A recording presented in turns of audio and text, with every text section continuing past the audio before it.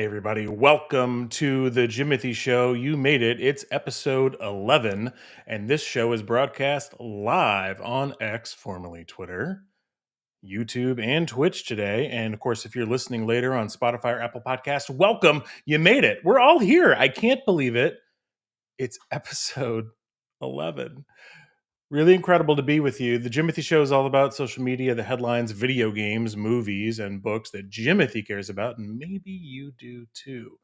So if you're hanging out with me here live, love to have you here. Well, I try and go for about an hour. We'll see what it takes. In less than an hour, the marathon live stream is going to start.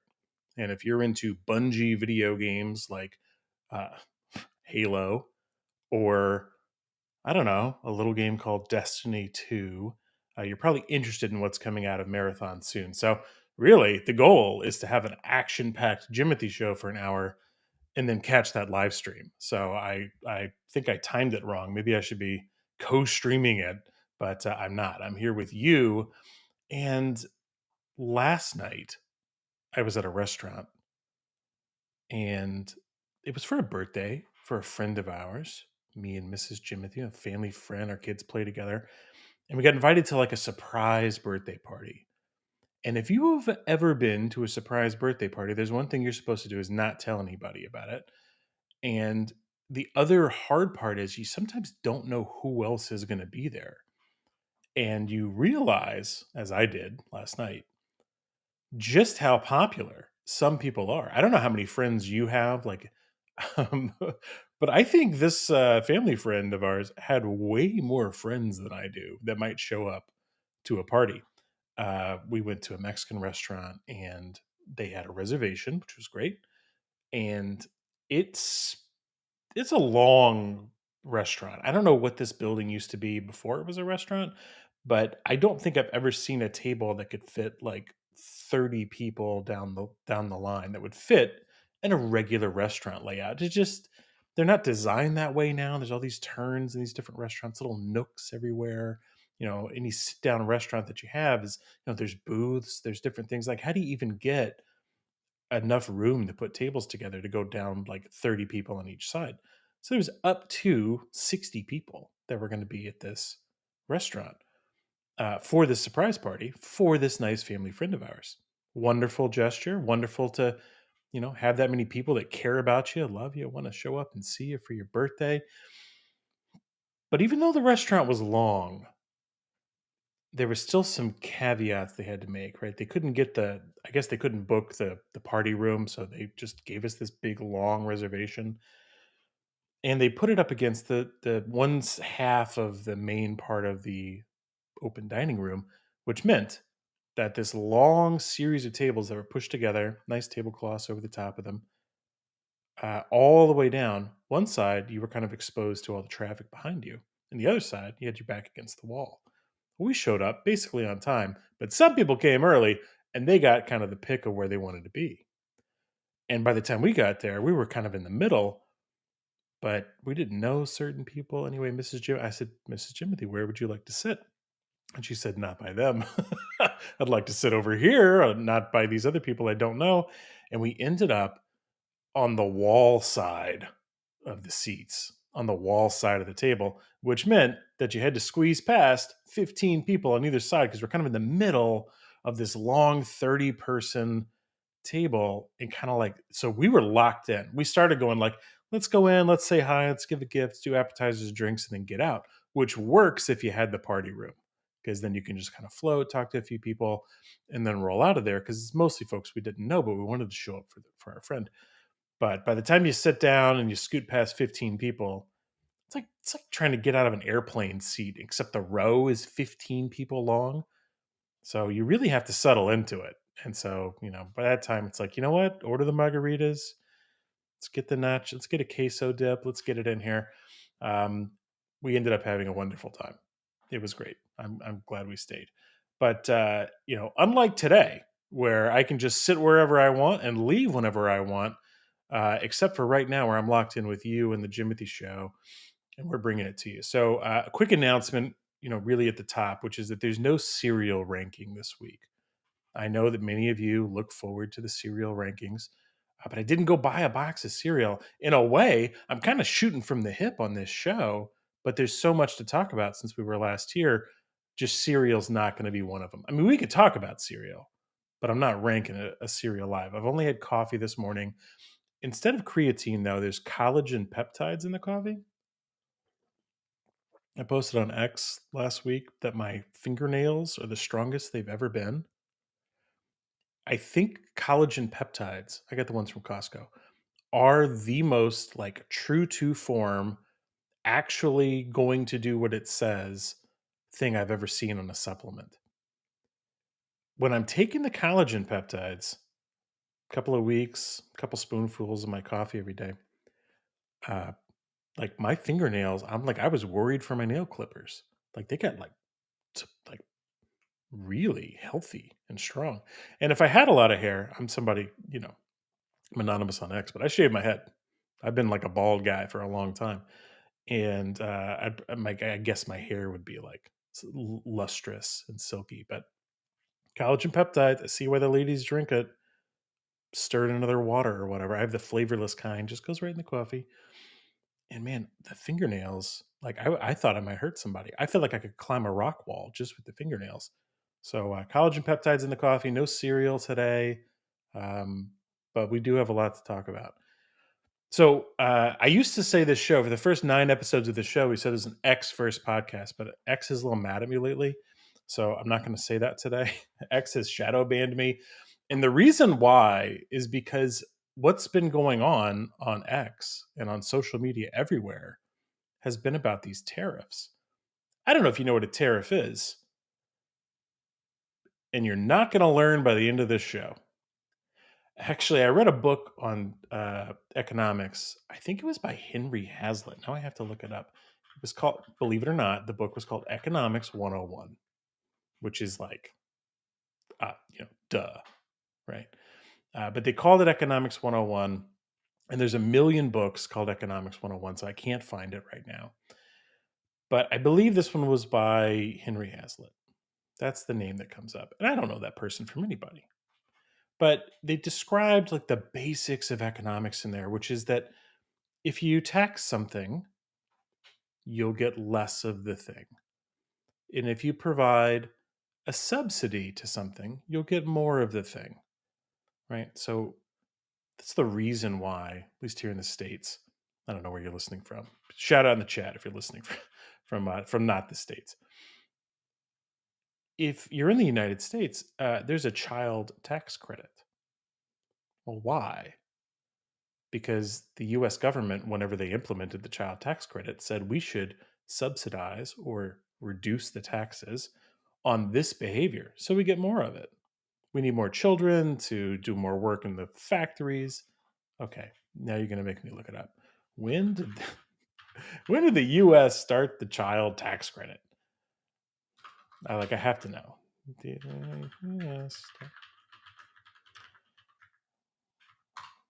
gotta know. No way. It was 1997. I wouldn't have believed you.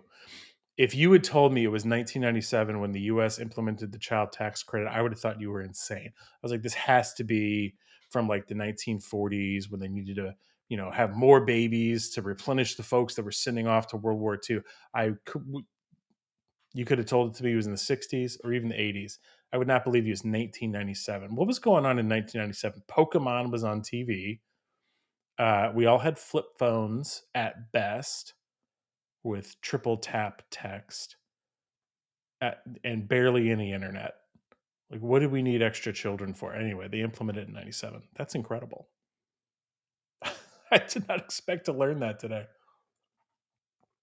But the book, Economics 101, said if you are deciding that you're going to subsidize something, it's because you want to get more of it. We wanted more children for whatever reason in 97. And so you get more. If you do a subsidy, that's why constantly all these big shows, famously The Walking Dead, shot a lot of the show in where? Atlanta. Why? Because Georgia had done a huge tax savings and tax reduction for movie studios and TV shows to come in. And so they wanted more of it, and so they got more of it. And so many shows are not shot in California anymore because of the tax subsidies of very specific and certain locales. And that might even change like how some shows are written, not just like they may not film it all in the studio. Maybe they make Atlanta a big part of the show. Um, so that book was very much about like there's unintended and intended consequences to tax policy and economic policy.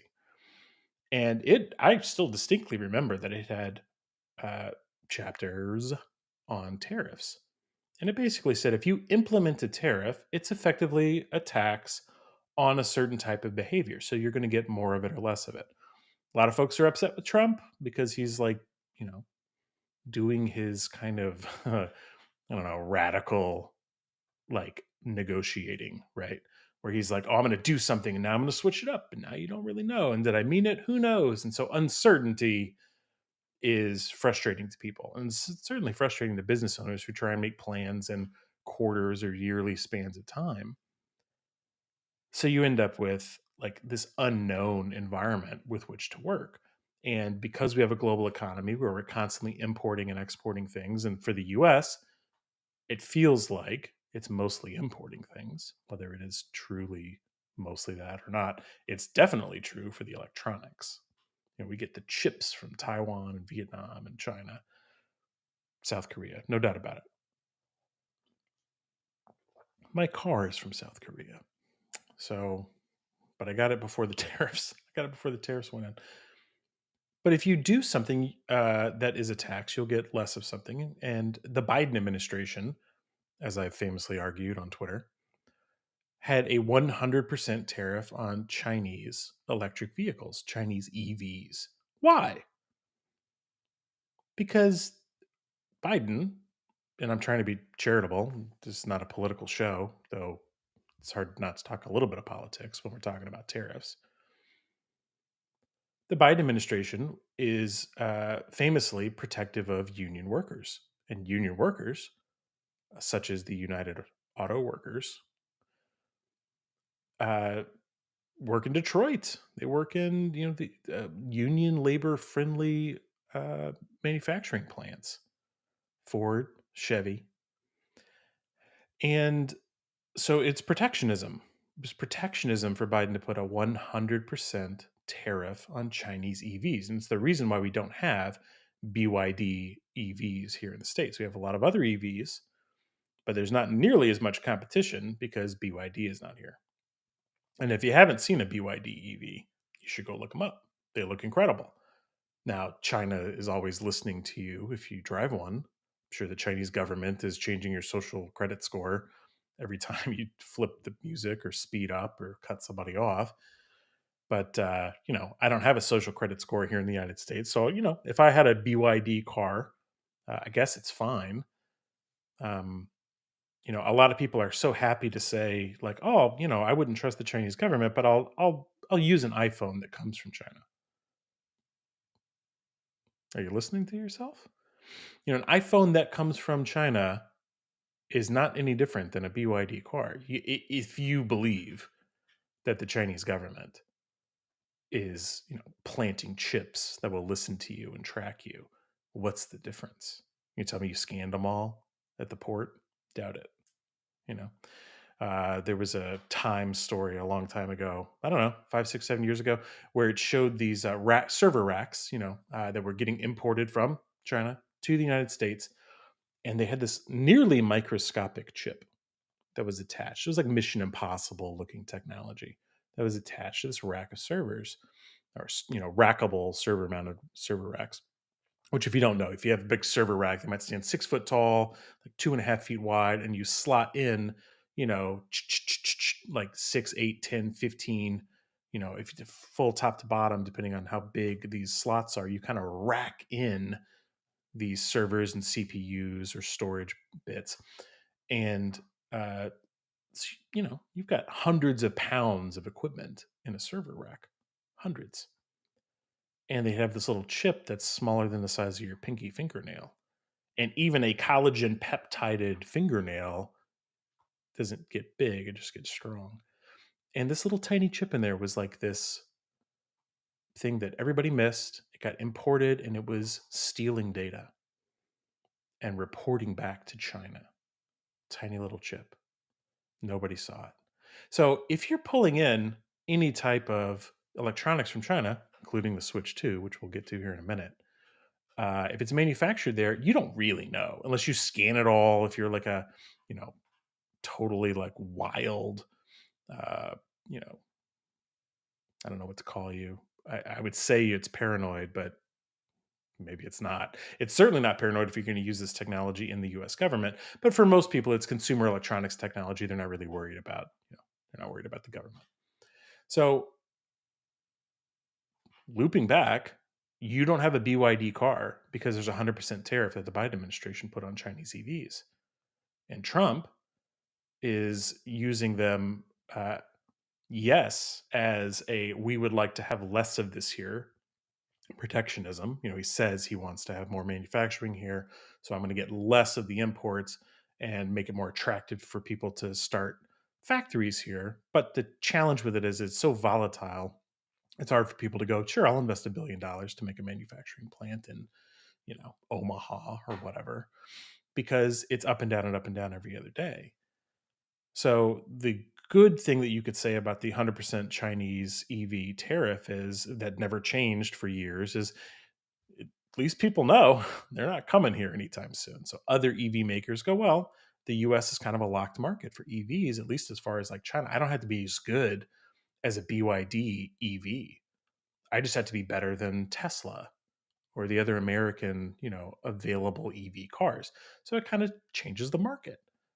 So there's a lot of up and down with tariffs this week. It's ridiculously difficult to keep up and figure out whether or not it's business makers need to make any changes to their business, and as consumers, you also don't know. I have heard some people talking about doing panic buying, but not much.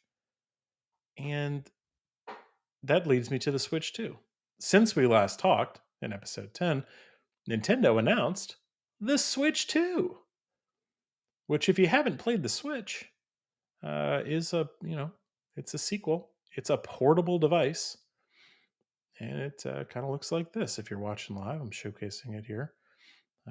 But you can also just imagine in your mind what a Switch 2 looks like. So it's a larger non OLED. It's an LCD screen that has two Joy Cons that snap into it, but it's bigger than the Switch One. But it looks very similar. And thank God for Nintendo that they actually called it the Switch 2, not the Switch U or the Switch Lite or the Switch something else. People actually know what sequels mean. They know what a number two is. Believe it or not, they know. So they announced this 2 weeks ago or so, sometime since we last talked, and since then have pulled the pre-order date because of the tariffs. They're like, we don't know, at least in the US. Rest of the world, they're pre-ordering. But to the US, they don't know how much it's going to cost them to import it, and they might want to change their price.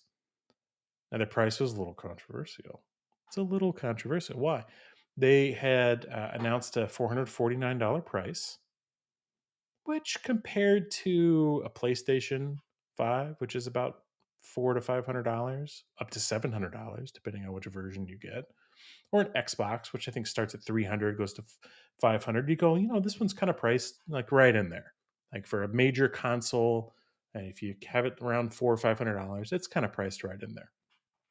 But people are a little upset because it comes with some other expenses that folks didn't anticipate. So famously now, the Switch has a button called the C button, which is being covered up by this thumb over here, I think. But there's this little C button, and it's the chat button. It's one of the new features of the Switch 2, where you can hit the C button.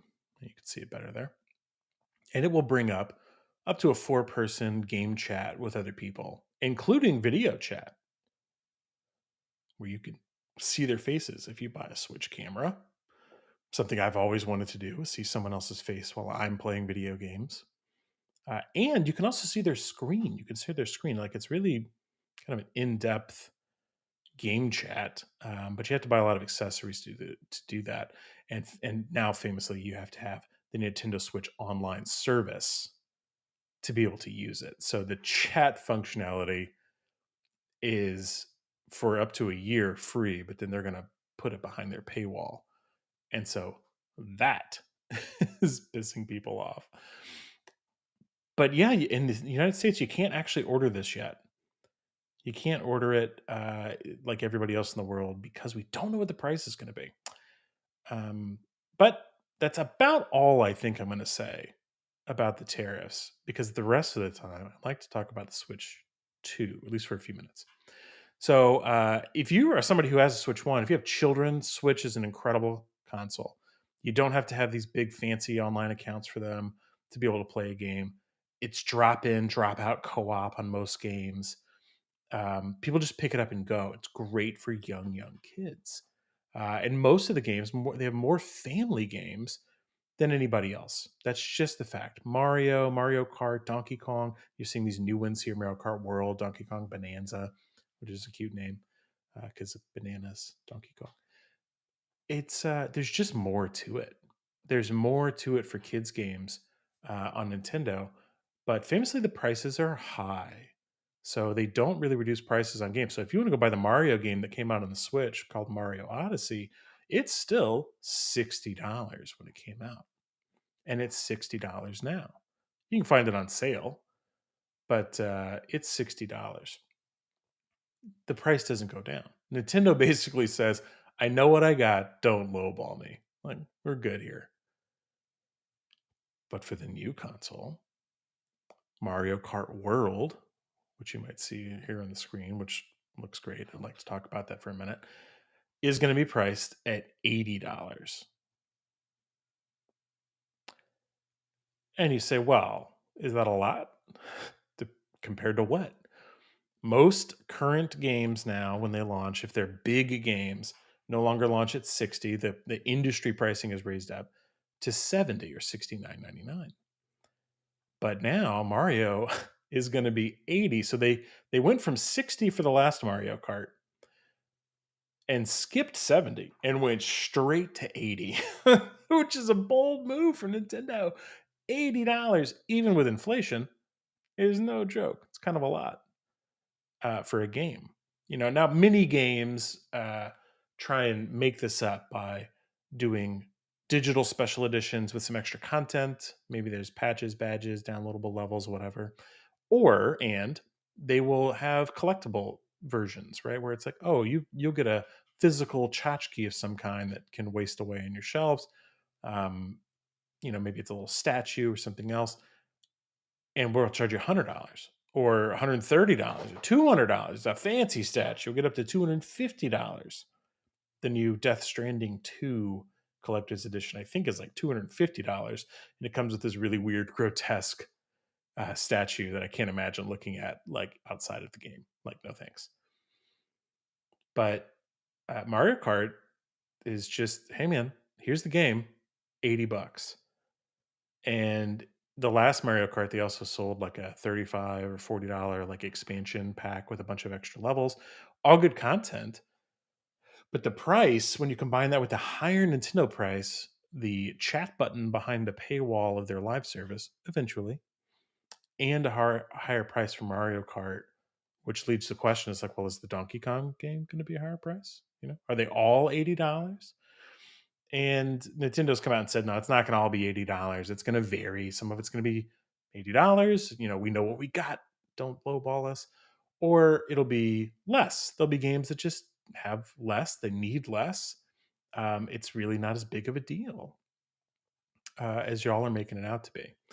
And so I don't know if that's true. We're going to find out. And I don't know if the price is going to change. The price might change with the tariffs. Maybe it will, maybe it won't. But I'll be buying Mario Kart World at $79.99 US dollars, so long as they're still selling it for that when it comes out. If I can get my hands on one. The trick with the first Switch is you couldn't buy one anywhere. It was 2016, 2017, and you couldn't get one anywhere. Yeah, I had to wait a year before I could walk into a store and buy one. And I was still like checking stock. Like the stock would drop, people were checking stock. They were on like stock trackers and trying to make sure they could find it. And it still took a year. But the distinctly remember that I was in the hospital where my youngest Jimothy was born. And I was like, oh, I'm going to run out and grab some non hospital food for Mrs. Jimothy, who was recovering from childbirth. And I got an alert on my phone that stock had been restocked at the Target right next to the hospital. So I'm out for lunch. My brand new daughter is sleeping in the hospital. Mrs. Jimothy is trying to recover from childbirth. This is like the day after. And I was like, I'm going to go get lunch. And then, boop. And then I was like, well, I guess I'm getting a Switch too. Or not a Switch, too. You know what I mean? Also a Switch. Dude, a sandwich and a Switch. Switch and a sandwich. And so I came back to the hospital with food and a Switch. And let me tell you how much Mrs. Jimothy appreciated me showing back up at the hospital with, yes, a nice sandwich for her, but also a $300 plus game plus accessories Nintendo Switch as we're trying to afford this hospital bill with our new daughter. She did not care for that at all. I actually took that Switch back to Target. Just remembered that 8 years ago now. I took it back because I realized that it was going like she would never look at that Switch and be okay with it because I bought it would just it was too close to a tough delivery and me goofing really and buying buying the Switch while I was out for a lunch run, and so I had to buy it again later. I actually did take it back and bought it again later. That was crazy. I'd forgotten about that. That was a very personal story. Hope that's okay. But the Switch when it launched was $299, and it still sells for $299. They made a more expensive version of it and a less expensive version of it. They made a Switch Lite, I think, that goes for $249, and the Switch OLED, which has a fancier screen, slightly larger, for more. I think it's 350 or 400. I don't know. I don't have one of those. But so they made more price points from 250 to upwards of 350 or more. But it was still incredibly hard to get, and they are still selling like hotcakes. 8 years later, you still can't look at this, like the console sold chart, and not see Nintendo at number one almost every week.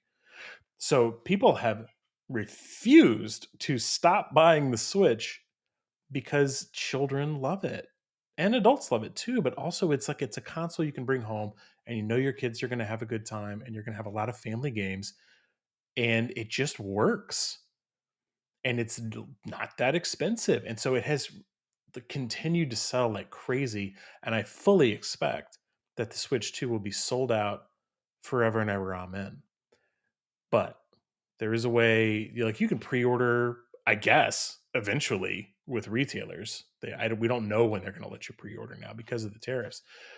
But there's a way, if you go sign into Nintendo.com and you sign into your account, if you have been a Switch Online member and are currently a paid Switch Online member with at least a 12-month paid subscription prior to the announcement, and have played like 50 hours on your Switch. So basically, if you're really into buying a Switch 2, you probably were already having played 50 hours on your old Switch, and you probably already had Nintendo Switch Online for various reasons.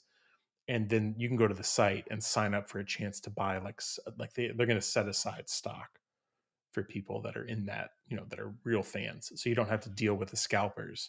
um, so you can go online. So I went online and signed up. It's the same website I'm on right now, just nintendo.com, and you go for how to buy Switch 2, and it's right there. And you could say, yeah, I'm in for, you can choose, like they have two versions.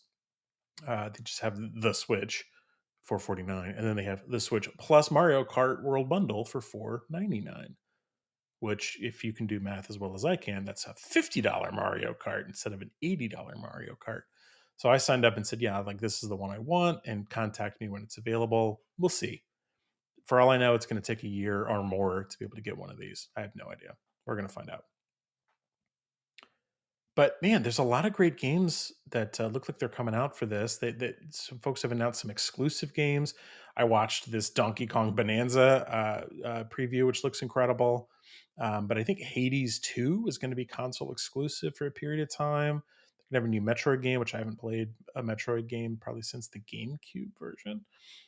And then more. So there's, and more. uh, all the big games that you can think of recently. Cyberpunk 2077 got announced for this, and then a bunch of small games. Most people buy Nintendo games for Nintendo, but there's a bunch of third party support, and it looks good. I'm gonna try and buy one if I can. But there's a lot of controversy. Like, I'm not gonna go through everything in here. Like, the people have been upset about the virtual game cards and game share. Um, the fact is that if you're a parent who's a gamer, um, you're probably in for this one. However, I'm not going to get rid of my old one. I'm going to keep the old one around because this one's looks great, but the kids can still play on the old one, and I can play on the new one. We could share it. It's some of these games. That is one thing I should say.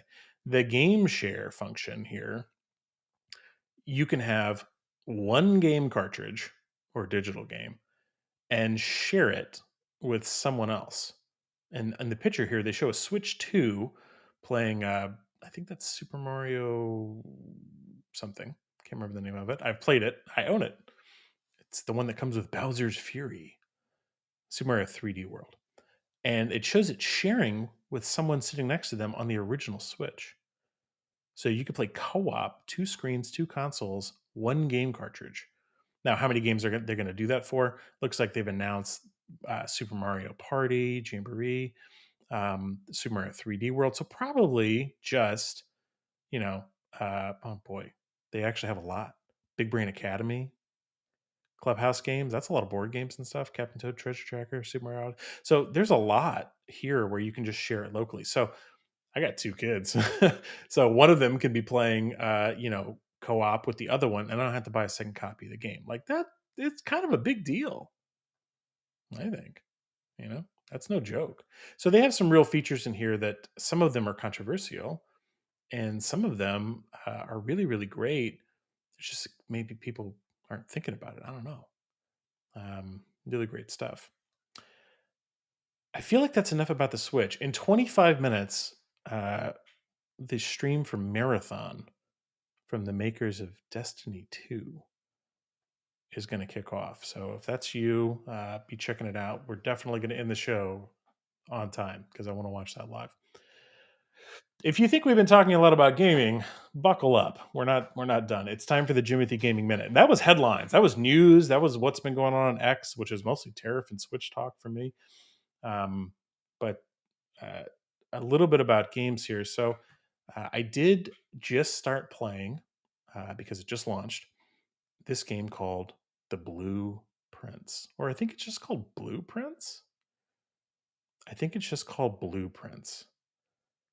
But I, until I said it out loud, I didn't realize that was a. It also meant blueprints. So you're a character that is the son, the grandson of someone that has this wild estate, this shifting estate, and you have to find the mysterious room 46. That's the goal of the game. And every time you walk into a room, there's a door, and you can choose to go through that door and draft another room. So all of the rooms shift every time you go through the door. It's never the same game. So this, it turns out, is a roguelike. Every time you walk into the mansion is blank to you except for the front entryway. And as soon as you walk through the first door, you then choose a room to draft, aka it pulls up the blueprints because you're the blueprint. Bedroom, storeroom, hallway. Great. Well, what do those mean? Different rooms have different features and functions. Some rooms have multiple exits, and you kind of have to choose your strategy and hope to get further and further into this house. Eventually, you'll hit a dead end. You have to restart. You go home, you go to sleep, and you come back the next day and try again in true roguelike fashion. So there's no combat in most roguelikes. There's a ton of combat, and you would get a perk for your character. Maybe you get a fancy weapon or sword, and then you get through the next room faster. But not with this one. This one, there's no combat, so it's more of a puzzle game. You walk through the room and choose, uh, you know, kind of your own adventure. And there's all kinds of different rooms. What starts out just being like bedroom, hallway, you end up with like security room. You end up with, uh, museum room, a statue room. There's an outdoors to it. And how do you get there? How do you get to this attic? So there's all kinds of like hidden rooms, the chapel, and they all have different features. Some of them cost you money to craft. You're kind of crafting the rooms every time you walk through a door. And so there's this grid, and I can't find a screenshot of it right now. But basically, the mansion is on a 9x5 grid. And as you go through it, you can easily dead end yourself and not ever end up in the right room and have to start back over. And you'll also have, like in any modern roguelike, you have perks that stick with you.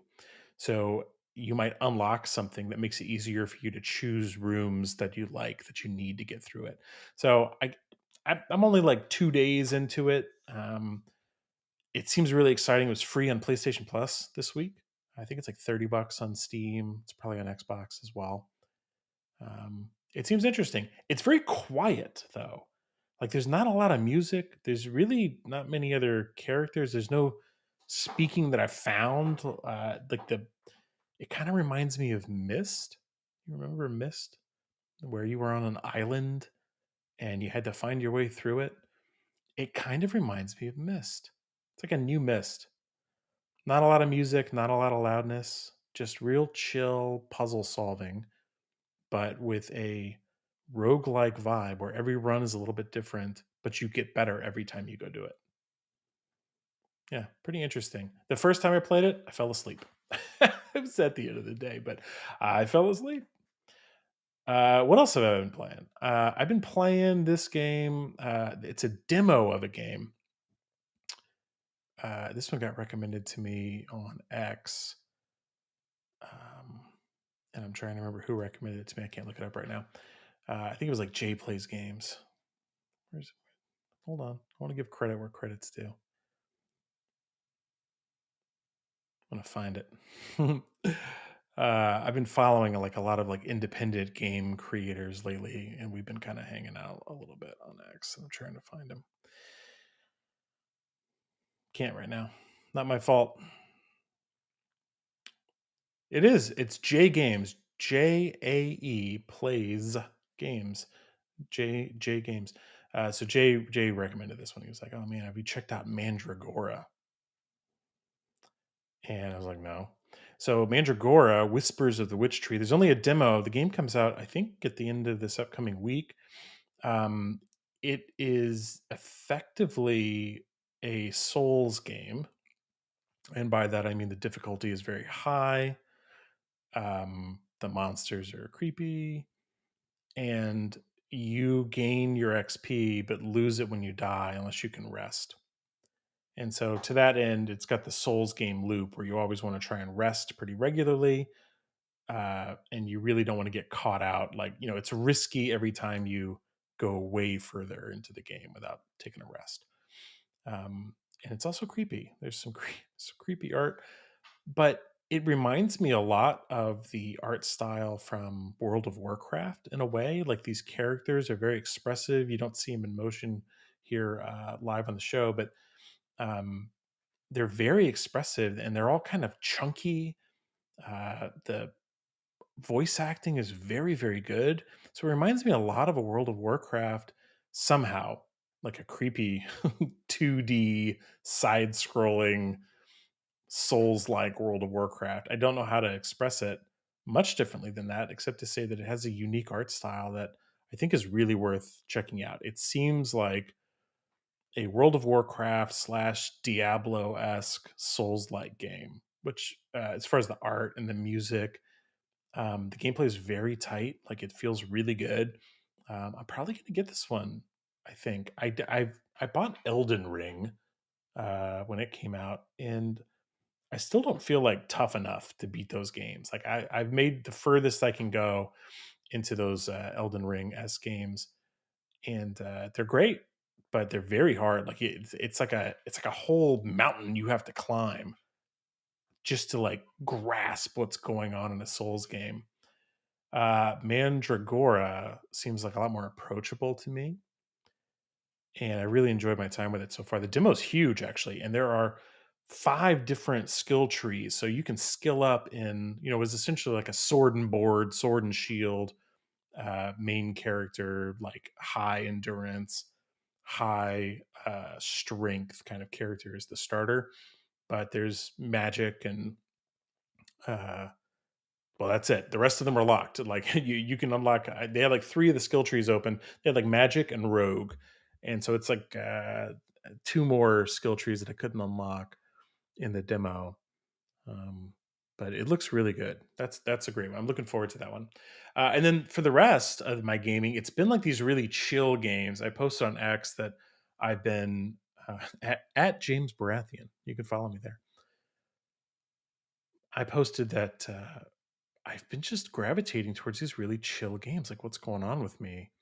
And Davy J, who I'm mutuals with, said like maybe you're looking to control something. Like maybe maybe you're trying to stretch out and find some control, something in your life that you can control.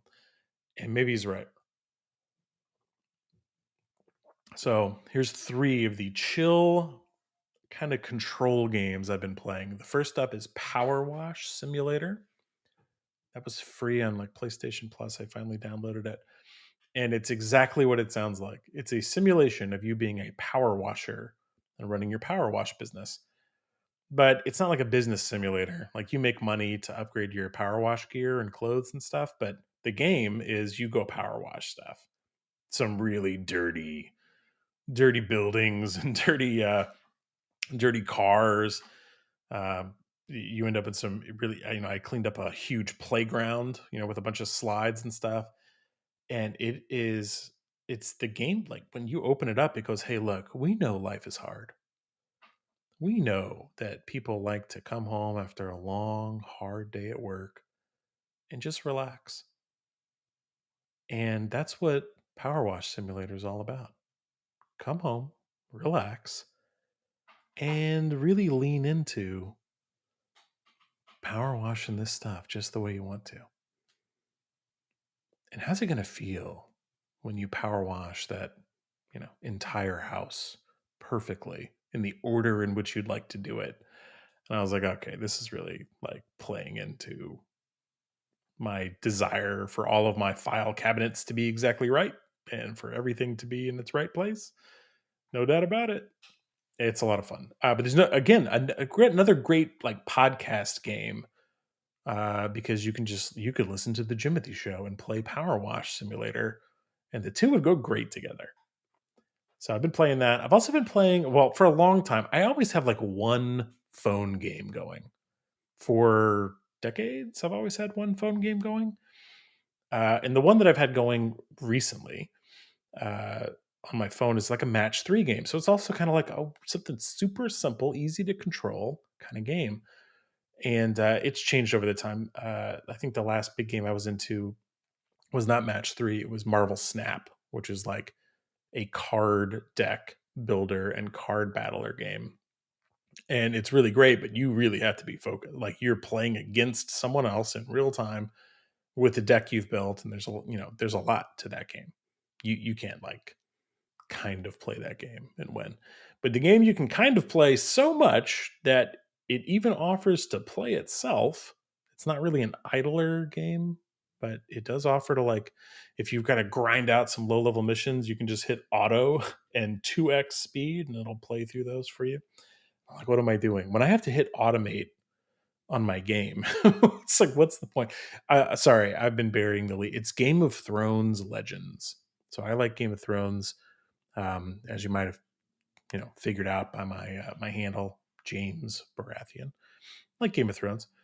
Um, but as far as if you're into match three gameplay, matching gems to make them disappear, it's good. It is like Puzzle Quest that's been around for all those years, where you match three and then you level up your characters and you use abilities that you generate power from for your characters from doing the matching, to attack the other characters. But they have it all built into the lore. You've got Jon Snow and you've got you know all the side characters from the game or from the show and the books that you never even knew their name. They're in there with all their powers. They've made up all kinds of backstory for them if they didn't already have it. So it's really good. It's the kind of game where you log in and it goes, "Hey, would you like to spend $300 on a on a pack of cards or whatever to uplevel your characters?" I don't know who they're trying to catch with that, but I'm sure they catch people. So you basically go play it for free. You don't pay anything, and you just play it when you want to, and then you log off, and that's it. But if you wanted to spend an infinite amount of money, they would be happy to take tens of thousands of dollars from you to level up, you know, Jon Snow's wolf. It's, don't do that. But you could. You could do that. The last game I've been playing before we get into you're watching that, is Picross. Also like a small puzzler. So Blueprints, Power Wash, Game of Thrones Legends, and Picross. Picross has been around for a while. It's like a Nintendo's Sudoku. And if you've never played Picross, it's easier than Sudoku, but it still gets very challenging. So you essentially have a grid, either a 5x5 grid or 10x10 grid, or sometimes they get 20x15.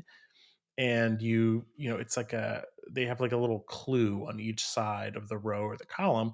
And so if it has a 10 on the row, that means that all 10 of those are, spots are filled in. And if it has a 3 and a 3, that means that somewhere there's a 3 and then a space and then another 3, and then you use these clues to fill out and it makes a picture. It makes Mario or a flower or whatever. But I've been gravitating towards that. They have like 10 or 15 or 20 of these Picross games on the Switch. I just have the first one. I just never beat all the puzzles because it came with like 500 puzzles. And so but I've been going through it, and with my youngest child, it turns out that you can play 2-player on these Picross games. So you can play, and then she can play with me, and she's like a second cursor bouncing around the screen. Where do I go, Dad? Where do I go? What do I press? And so she's been learning how to play Picross, and it was really cute because we played a couple games of Picross together, and then the next morning she presents me with this paper, and it's a custom Picross puzzle that she made. It was super cute, warms the cockles. So that's been great. So the games have been kind of like nibbly puzzle games. Like I've not been playing anything with a lot of depth. I think Mandragora, that demo I talked about earlier, is probably the thing with the most depth to it and the only combat. There's been no other combat games for sure. So anyway, yeah, let's move on because the marathon stream starts soon. I want to catch up with this. Let's move on to you're watching that because in the you're reading that segment, there's nothing. It's been so busy trying to get ready for spring break that I haven't done like almost any reading. And I've been trying to do professional development hours at work and things like that. So all my reading time is toast. But on the you're watching that, I did start with Mrs. Jimothy last night. We started watching The Pit, which is a new HBO Max show or Max. I don't even think they use the word HBO. And it's a medical show. You're following along these characters in a Pittsburgh ER room. And like any ER show, and I think this is actually written by people that run the estate of the person who created ER. Uh, it is intense because ERs, by their nature, are wildly intense, and uh, it's so good that even I have kind of a weak stomach. I made it through just fine. I've watched other medical shows. Like I really liked. It's more of a drama than a comedy, but it was a drama and comedy, which was House. If you ever seen House MD, that was a great show on Fox. That was funny, but like they had very serious moments and a lot of like interpersonal character drama. Or on the lighter side, you have the comedy with a little bit of drama, like Scrubs, and it was mostly a comedy show, but then they would get like super serious sometimes. So it's like a comedy drama. House is more like a drama comedy, more like 60-40 on the drama. And The Pit is like 80-20 on like the intense medical drama with a little bit of like character humor. I'm only one episode in, but the big surprise from The Pit is that it's like 24. They start off going like 7 a.m. to 8 a.m. It's like the name of the episode is like 7 a.m. or something. And it's the start of the main character's shift at the ER, the main doctor you follow along with. So, yeah, like as soon as I realized that it was going to be a real time show, I was like, I'm kind of in. Like, I kind of want to be in on any great real time show. I watched, I don't know, 8 seasons plus a movie of the show 24 with Kiefer Sutherland. If you remember that show, it's all about like counterterrorism, and it was all in real time. And every season was a single 24-hour day, and it was an incredible show. Had a wild run for 8 seasons because you just had to know what was going to happen next, and you wanted to know where people were going to be. And even in this first episode of The Pit, once I realized, I think they're doing 15 hours, which I guess is like my wife told me that like a 16-hour ER shift is normal. And so I was like, well, why do they have 15 episodes instead of 16? Maybe that'll be part of the show plot.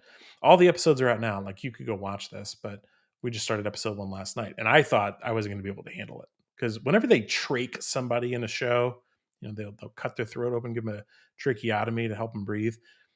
They're saving their life, but I'm always like, I can't handle it. I can't handle it.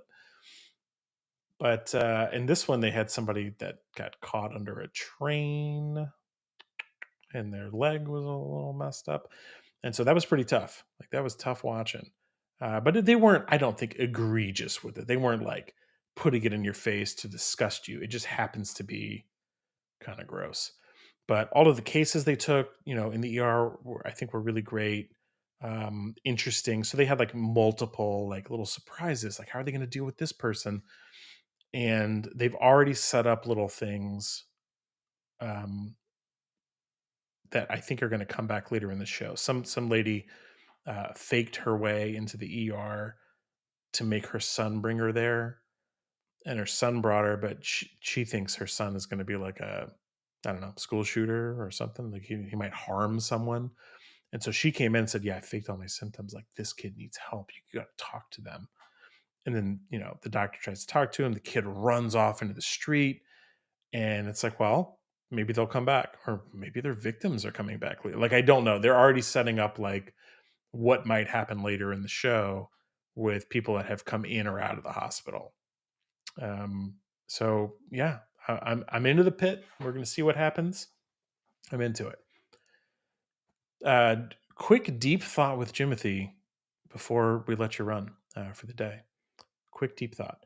So earlier this week, the CEO of Shopify posted his internal memo that got leaked. And effectively, what it said was, if you don't know about Shopify, Shopify runs the underpinnings of all these e-commerce platforms. Anybody can go sell on Shopify. You can open up a store like that, no problem. They have an incredible engineering organization. If you don't, I haven't talked much about myself in this episode, but I work in technology and have for a while.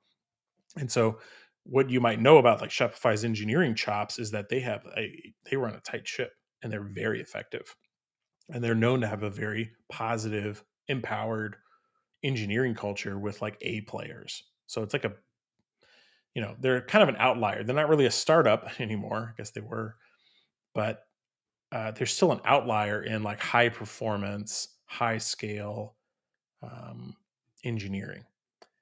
And the Shopify CEO said on Twitter, it's on X, that reflexive AI use is a requirement in his company now. And basically said, oh, if you want to start a new initiative, you want to roll out a new thing, and you want to have new hires, like you want a new headcount, you want people to join this organization, you have to prove that you can't just use AI to get that thing done instead. In other words, two engineers and a product manager with AI should be able to do almost anything in this organization, which is incredibly bold. And he's like, it's top to bottom. He's like, from the C-suite all the way to the hands-on keyboard engineers. It's AI's use has to be reflective. You have to be doing it, and they put it in their performance reviews too. They're like, you're going to get reviewed based on how well and how much you're using these AI tools. Which to some engineers, and I work with a bunch of them, and we consult with a bunch of them at big companies. Some folks are like, yeah, AI is great, it's amazing, whatever. And then many folks are like, yeah, it's fine for the basics, but I'm not going to use it everywhere. Or it's got problems and I don't want to mess with it. Or my code is my craft and I'm a true craftsman of code. And so I'm not going to do it.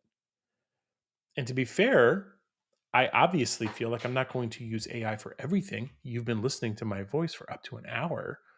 I did like, this is me. It's me, right? Like I didn't just plug in my thoughts into a ChatGPT or Grok and then send it to a fake AI voice to come make this show, even though you could do that. I didn't do it because this is the creative part, and I'm sure that the CEO that put out the memo, which is really well written, you should look it up if you care.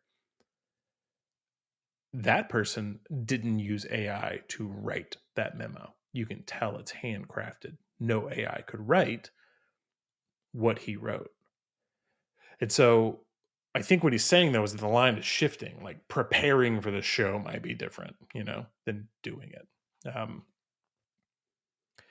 But where are you going to find it? So the deep thought is like I think that's like a bellwether, a weather vane.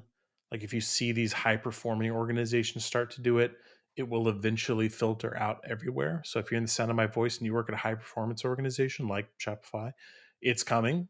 Get on board would be my encouragement to you.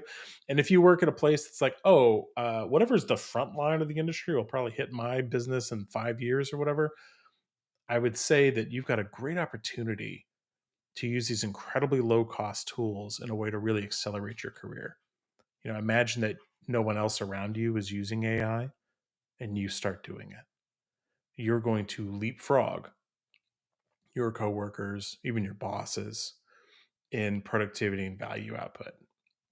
So if you aren't using it, ChatGPT, Grok, others, find a small way to start using it. That's my encouragement to you. That's the show, folks. We did it today. It's episode 11. Thank you so much for hanging out with me. We talked about what it's like to be stuck into the long side of a 30-person table at a restaurant. Talked about the pit. Great show so far. Tough medical show, but great. We talked about tariffs, the Switch 2 Marathon, which starts streaming in about a minute. We're going to go see Marathon from the makers of Destiny 2. We talked a lot about games, puzzle games, Blueprints, Mandragora, more of a 2D side scrolling Elden Ring looking game. We talked about a lot of chill games like Power Wash Simulator, Game of Thrones Legends mobile game, and Picross. And we talked just a little bit about AI. So thanks so much for hanging out with me. Follow me on X at James Baratheon or on TikTok at James Baratheon. Um, and follow the Jimothy Show. It's so helpful when you listen on Spotify. Apple Podcasts is great too if you prefer that, no problem. But if you listen and follow me on Spotify, it really helps. Leave a review if you love the show. I'd love to have you do that. And hit me up on X. You can. My DMs are open, or you can just tag me. And if this show brought you some joy, share it with somebody that you like, and hopefully you loved it. Have a great day. Can't wait to see you at the next episode. Be well.